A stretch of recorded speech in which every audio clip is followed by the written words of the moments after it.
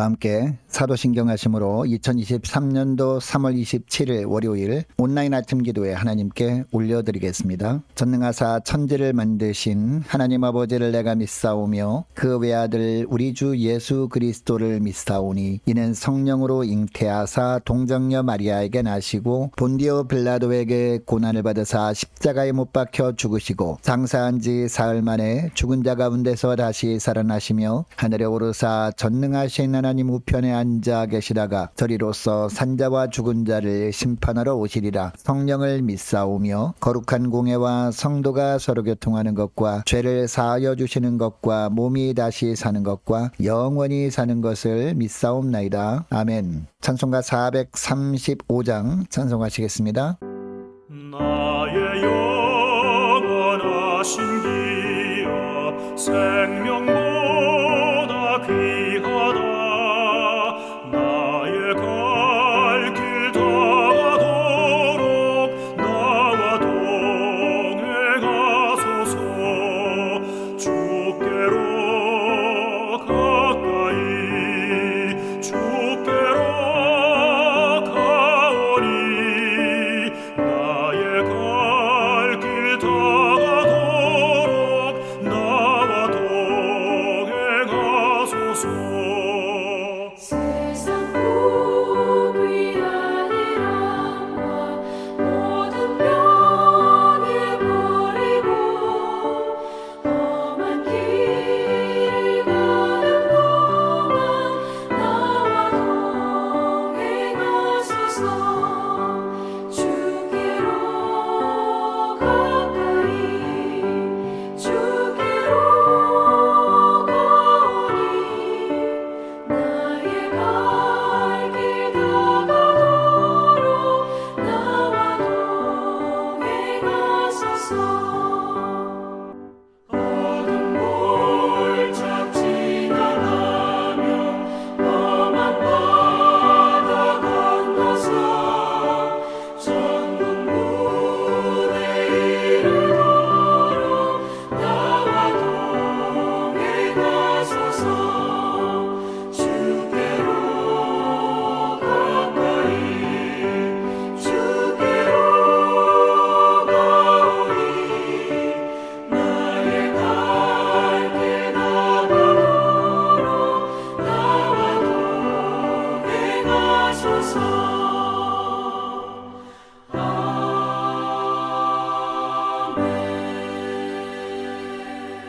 하나님 아버지 감사합니다. 어제는 거룩한 주일 예배를 통해서 은혜 받게 하시고 도전 받게 하시고 또 결단하게 하셨다가 또 새로운 한 주간 시작되는 월요일 아침을 맞이하게 하심을 감사합니다. 하나님 오늘 하루와 그리고 한 주간도 주님께서 말씀을 통해서 인도하신 대로 순종하며 나아갈 때 주님께서 예비하신 은혜로 승리의 축복을 누리며 살게 되는 줄 믿고 하나님 이 시간에 말씀을 받길 원합니다. 하나님 말씀을 통해서 주님께서 오늘 하루 한 주간 저들이 어떤 삶을 살기를 원하시는지 바르게 깨닫게 하시고 순종케 하여 주셔서 주님이 예비하신 승리의 축복을 풍성히 누리며 하나님께 영광 돌리는 하루와 한 주간 되게 하여 주옵소서. 감사드리오며 우리 주 예수 그리스도 이름으로 기도드리옵나이다. 아멘. 자, 이 시간에 하나님이 주시는 말씀은 마태복음 14장 13절부터 21절까지 말씀 보겠습니다. 자, 화면을 보시면서 마태복음 14장 13절부터 함께 합독하시겠습니다. 예수께서 들으시고 배를 타고 떠나사 따로 빈들에 가시니 무리가 듣고 여러 고을로부터 걸어서 따라간지라. 예수께서 나오사 큰 무리를 보시고 불쌍히 여기사 그 중에 있는 병자를 고쳐주시니라. 저녁이 되매 제자들이 나와 이르되 이곳은 빈돌이요 때도 이미 저물었으니 무리를 보내어 마을에 들어가 먹을 것을 사 먹게 하소서. 예수께서 이르시되 갈 것 없다. 너희가 먹을 것을 주라. 제자들이 이르되 여기 우리에게 있는 것은 떡 5개와 물고기 2마리 뿐이니이다. 이르시되 그것을 내게 가져오라 하시고 무리를 명하여 잔디 위에 앉히시고 떡 5개와 물고기 2마리를 가지사 하늘을 우러러 축사하시고 떡을 떼어 제자들에게 주시매 제자들이 무리에게 주니 다 배불리 먹고 남은 조각을 12바구니에 차게 거두었으며 먹은 사람은 여자와 어린이 외에 5,000명이나 되었더라. 아멘. 오늘 본문은 주의 길을 예비하던 세례 요한이 처형당한 이후의 이야기입니다. 여러분, 세례 요한이 처형당했다는 소식을 들은 예수님은 배를 타고 떠나사 따로 빈들에 가십니다. 여러분 여기서 빈들은요 벳세다 광야를 의미합니다. 주님이 이곳에 가신 이유가 무엇일까요? 따로 한적한 곳에 가서 자신을 보내신 아버지 하나님과 깊은 교제를 나누기 위해서 가신 것이었습니다. 예수님이 메시아이심을 증거하던 요한이 죽었으니까 이제부터는 예수님이 메시아로서의 사역이 시작되는 순간이었습니다. 그래서 앞으로 메시아로서 해야 할 일에 대해서 아버지 하나님께 묻기 위해서 이곳을 찾은 것이었다는 겁니다. 여러분 이처럼 예수님은 중요한 일이 있을 때마다 조용한 곳을 찾으시고 기도하셨습니다. 시간에 구애받지도 않으셨습니다. 새벽 미명에 기도하실 때도 있었습니다. 그리고 밤늦도록 많은 병자들을 치유해 주신 이후에 너무 피곤하셨을 때도 주님은 기도를 잊지 않으셨습니다. 기도가 생명임을 친히 보여주신 것입니다. 기도를 통해서 아버지 하나님께 묻고 날마다 아버지 하나님의 뜻대로 한 걸음 한 걸음 나아가셨습니다. 여러분 예수님은 하나님의 본체셨거든요. 전능하신 하나님이셨습니다. 성부 하나님과 동등하신 분이셨습니다. 그래서 주님은 나를 본 자는 아버지를 보았다라고까지 하신 겁니다. 여러분 그렇다면 예수님이 특별히 아버지 하나님께 기도를 하지 않으셔도 하나님의 뜻을 아셨을 겁니다. 그리고 그 뜻대로 사셨을 겁니다. 그런데 왜 예수님이 아버지 하나님께 기도를 하셨던 걸까요? 우리에게 본을 보이신 겁니다. 우리가 이 땅에 살면서 우리를 향한 하나님의 뜻을 알기 위해서는 기도 이외에는 방법이 없다는 겁니다. 늘 하나님께 기도로 나아갈 때 하나님께서 우리를 향한 주님의 뜻을 말씀을 통해서 알려주시기 때문이죠. 그래야 우리는 날마다 하나님의 뜻대로 살아갈 수 있게 되는 겁니다. 여러분 주님께서는 우리를 향한 하나님의 뜻을 세 가지로 알려주십니다. 항상 기뻐하는 것이죠. 그리고 쉬지 말고 기도하는 겁니다. 또 범사에 감사하는 겁니다. 이것이 우리를 향한 하나님의 뜻이라고 성경은 말합니다. 여러분 여기서 쉬지 말고 기도하라는 말씀은 무슨 의미일까요? 기도할 때 때와 장소를 가리지 말라는 겁니다. 여러분 예수님은 새벽 미명에도 한적한 곳으로 가서 기도하셨습니다. 그렇다면 우리도 새벽 미명에 하나님 앞에 나아가 엎드리는 겁니다. 예수님은 피곤한 중에도 기도하셨습니다. 이것을 보면 피곤해서 기도하지 못했다는 것은 핑계임을 알게 되죠. 피곤이 몰려와도 하나님께 나와 엎드려 기도함으로 하나님의 뜻을 찾는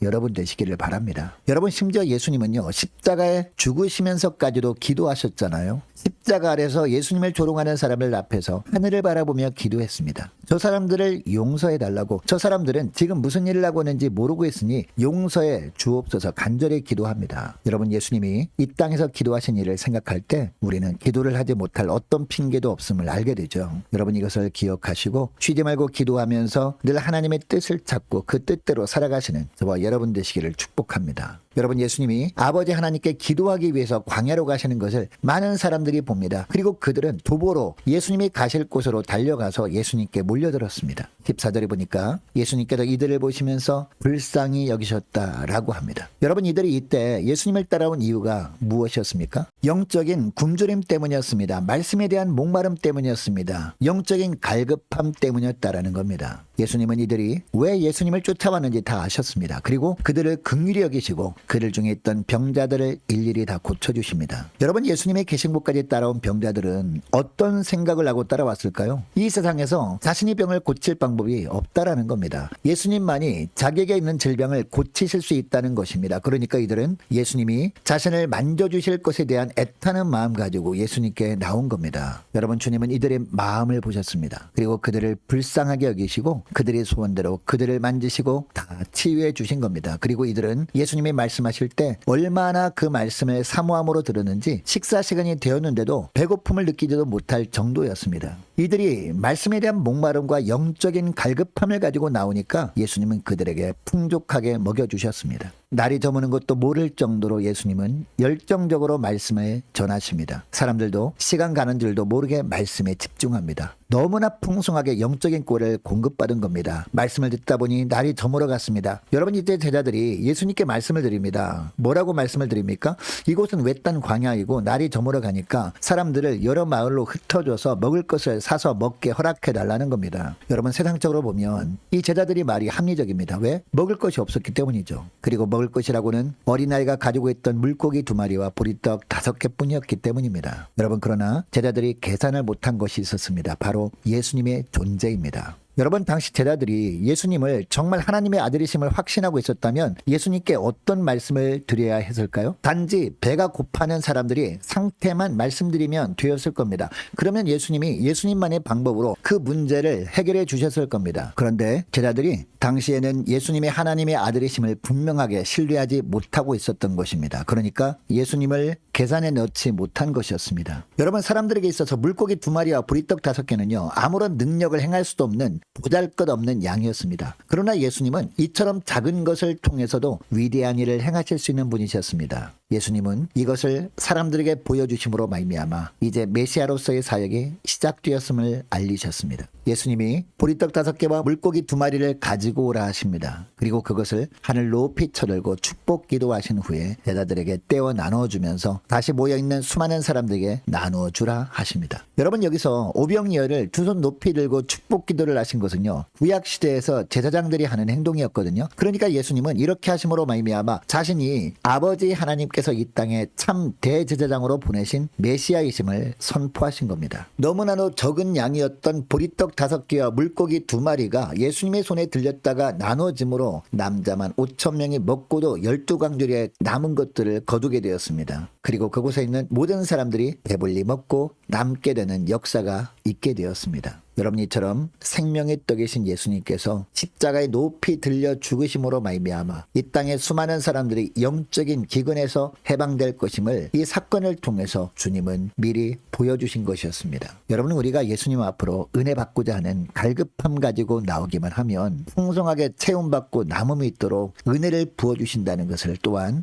예수님은 이 오병이의 사건을 통해서 보여주셨습니다. 우리에게 있는 믿음이 이 물고기 2마리와 보리떡 5개와 같은 보잘것없는 믿음이라 해도 그 믿음을 가지고 말씀에 대한 타는 목마름 가지고 나오기만 하면 말씀의 은혜로 주님께서 넉넉하게 채우신다는 것을 이 오병이어의 기적을 통해서 또한 주님은 보여주고 계십니다. 자, 오늘 말씀을 기억하며 함께 기도하기를 원하는 것은 이렇게 기도했으면 좋겠습니다. 하나님, 날마다 주님 앞에 나올 때마다 은혜 받지 못한 이유는 우리 때문임을 알았습니다. 이제는 말씀에 대한 타는 목마름 가지고 나오겠습니다. 은혜에 대한 갈급함 가지고 나오겠사오니 주님 앞에 작은 믿음 가지고 나올 때마다 은혜를 누르고 흔들어 넘치도록 채워주옵소서. 간절히 기도하기를 원합니다. 또 계속 기도할 것은 한 주간 각 가정의 직장과 사업장을 위해서 함께 기도하기를 원하고, 성도들 한 사람 한 사람, 모든 구역 식구들과 저와 여러분을 위해서, 또 자녀들을 위해서 함께 기도하기를 원합니다. 유초등부, 중고등부, 청년부를 위해서, 각 구역과 남녀 전도회를 위해서 함께 기도하기를 원하고, 많은 환우들을 위해서 우리 함께 기도하기를 원하는데요, 특별히